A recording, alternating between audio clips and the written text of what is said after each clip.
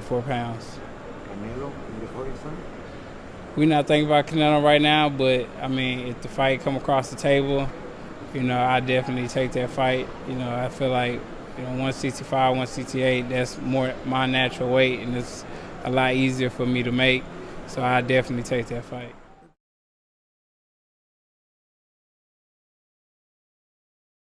The myth of Errol Spence Jr. The myth of Errol Spence Jr. The reason why I'm going so hard right now is because I want you guys to understand that everything about this man that surround this man is all fake and it's a myth. And the reason why he's so highly regarded is because of the media, right? So when Turnbull Crawford defeat this man and style on him and knock him out, nobody's surprised because y'all remember Explicit Sports TV, definitely the best channel on YouTube, explain to you guys that Errol Spence Jr. is a fraud and Errol Spence Jr.'s career is fake. Now I'm going to break it down for y'all simple so y'all can understand why I say that Errol Spence Jr. is a mythical character. Like, he's really a mythical character. All right, boom. So the reason why I played that clip with him saying that he will fight Canelo at 168, because y'all don't realize that Errol Spence Jr. made a living off of this, right?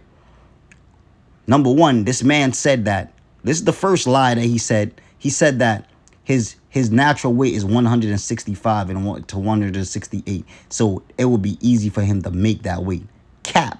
Your weight is not 165 and 168. His weight is way above 165 and 168. That's why he said it would be easy for me to make that weight. If you're already at that weight, why would you have to make that weight? That doesn't even make any sense, bro. That does not even make no sense. So he's a bigger guy, right? But the reason why he will fight Canelo Alvarez at 168 is two reasons. Because the money, and the next reason, he feel he has a significant advantage over Canelo Alvarez. You got to remember, Errol Spence Jr. is not a welterweight. There's nothing a welterweight about him. He's 5'10", right?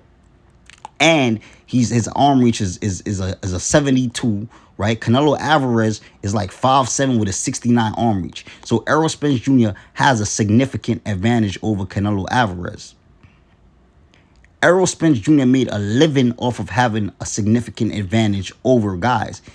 Y'all got to remember, the big Errol Spence Jr. started his career at 154 pounds and then moved down to 147 pounds to fight guys that was moving up to 147 pounds. Guys like Danny Garcia, guys like Ugas, and guys like Mikey Garcia, which was moving up from 135 pounds, two weight classes, to fight Errol Spence Jr., right?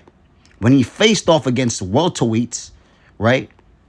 Or I'm not even going to call Sean Porter a welterweight, because the reason why he said, oh, I'm going to have an easy route with Sean Porter is because he felt that Sean Porter was a small guy and Sean Porter, he was going to walk through Sean Porter. But no, Sean Porter started his career at 160 pounds and he moved down to 147 pounds, right? So Sean Porter is a big, physical, strong guy, right? Just like Errol Spence Jr. He's not as tall as him, but Errol Spence Jr. thought he was going to have an easy fight with Sean Porter because Errol Spence Jr. is 5'10", with a 72 arm reach. Sean Porter is 5'7", with like a 69 arm reach. Very small, too, just like Canelo Alvarez. So Errol Spence Jr. thought that he has the advantage over Sean Porter, not knowing that Sean Porter is a stronger, more agile, and a better athlete than Errol Spence Jr., right? So not only that he felt he's fighting these guys that he has a significantly advantage over because of his size, he's on steroids while fighting these guys.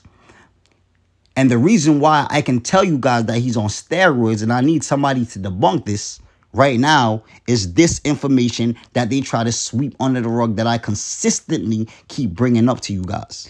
WBC releases list of boxers taken out of rankings for not signing onto clean boxing program. Guess who's on this list? Y'all won't believe. It's very, very shocking. Wow. Lamont Peterson, Manny Pacquiao, Errol Spence, and Amir Khan. Oh my God. And not only them too, not only them, they wasn't the only one that was on that list. Somebody that you guys, our PBC lovers, love so much, and Javante Tank Davis, he was on that list. And the next famous guy that was on that list is Canelo Alvarez, right? Now, I know you guys are probably like, oh, they gotta pay a fee. They gotta pay a fee for the VADA drug testing program, but that doesn't matter to the big fish that was getting all that money on the PBC. That doesn't matter to Manny Pacquiao. Of course, Manny Pacquiao got that bag.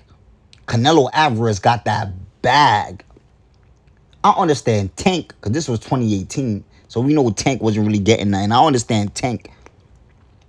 But these guys, that steroids been circulating their career for a very long time, why in God's name wouldn't you sign up for a random drug testing program to prove to the world that you are clean?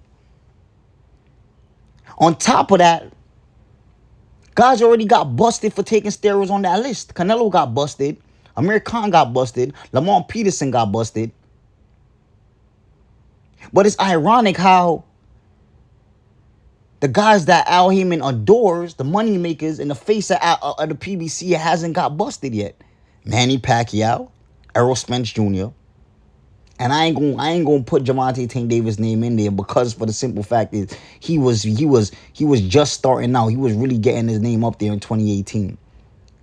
So I don't know if his bag was there, but Errol and Manny Pacquiao bag was definitely there. But once you're a Heyman guy, right? An all Heyman guy. Somebody told me to call him all Heyman. Once you're an all Heyman guy, you get away with anything. Errol Spence Jr. literally told the world that he was 190 pounds, right? And then he had to cut it off for the Mikey Garcia fight to make 147. Listen, this is what he said. I ain't make this up. This is what he said. You know, usually, even the Sean Porter fight, I was blowing up to like Sean Porter and the Mike Garcia fight. Matter of fact, the Mike Garcia fight, the day of the weigh-ins, I had to sit in a sauna for like 2 hours. I didn't sweat. Really? And I had a sauna bag on and everything, and I didn't sweat till like probably an hour to being in the sauna, and I didn't sweat at all. Even the Sean Porter fight, like I had blown up to like 190 or something like that, and then, you know, had to lose it all, and then, you know, killing myself to make weight. So this man just told the whole world that he lost 43 pounds. 43 pounds. And that wasn't an eyebrow raiser to nobody, right?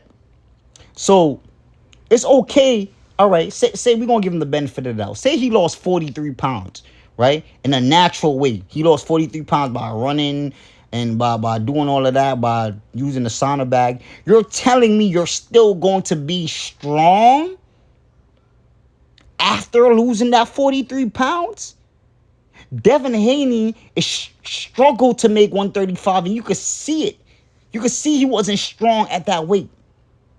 You can see he was not strong at that weight. Kell Brook just told you that he lost 13 pounds. And he felt weight drained against Errol Spence Jr. But Errol Spence Jr. is losing 43 pounds, and he still has that strength and that durability. No, they got steroids for that. And it's displayed right here on the screen. Anavar, Winstrol, Clenbuterol, and Sustanon are all popular and best steroids for cutting cycles that helps burn fat, preserve muscle mass, and improve athletic performance. And if you look at Errol Spence Jr., the guy that doesn't be in the gym, the guy that blows up between fights, how does Errol Spence Jr. have the ability to lose 43 pounds and still maintain that strength and still have that strength? That's exactly what these drugs are telling you. These drugs give you the ability to do that, to cut that much weight and to still maintain that strength, brother man. I'm getting surgical with these videos, bro. I'm getting surgical with these videos. Now let's look at this man's resume, right? We're going to be talking about the the elite welterweights, the elite fighter that you guys considered these guys to be that Errol Spence Jr. defeated. Now, let's start with Special K, Kell Brook, because this is the guy that he won his first belt against. Errol Spence Jr. in 2017 faced off against Kell Brook, right, for the IBF strap. But a lot of people didn't know, prior to Kell Brook facing off against Errol Spence Jr., Kell Brook dared to be great and moved up to 160 pounds to face off against the best middleweight at the time in Gennady Golovkin, a.k.a. Triple G. Now, Triple G put a beating on Kell Brook and made Kell Brook quit in the 6th round and broke his eye socket. Right after Kell Brook got his eye socket broken and got stopped, Kell Brook decided that he's going to move down 13 pounds to go face off against Errol Spence Jr. to fulfill his mandatory duties. Wow, Kell Brook just got knocked out, right?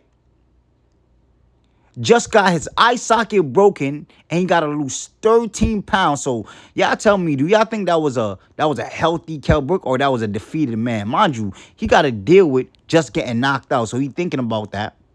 He got to deal with his eye, and he just came from a weight loss camp, because that's what that was, a weight loss camp. Kell Brook said he was weight drained. I didn't say that. He said that. He said that. I regret Errol Spence fight. I was too drained at 147. That was Kell Brook words. So Errol Spence Jr. got the utmost credit for beating a one eye. Just got knocked out Kell Brook. A weight drained Kell Brook had to lose 13 pounds. And Errol Spence Jr. got credit for beating that man. This is the myth of Errol Spence Jr., right? Let's keep on going, bro. Let's keep on going. It kills me to talk about this one right here, because this one get me upset the most when they talk about this man. But this is the guy that y'all said was an elite. He was an elite fighter. We all present Little Mike, right? Little Mike. Little Mike is a featherweight, right, that moved up 2 weight classes to go fight Errol Spence Jr. He was fighting at 135. He moved up 2 weight classes to go fight Errol Spence Jr.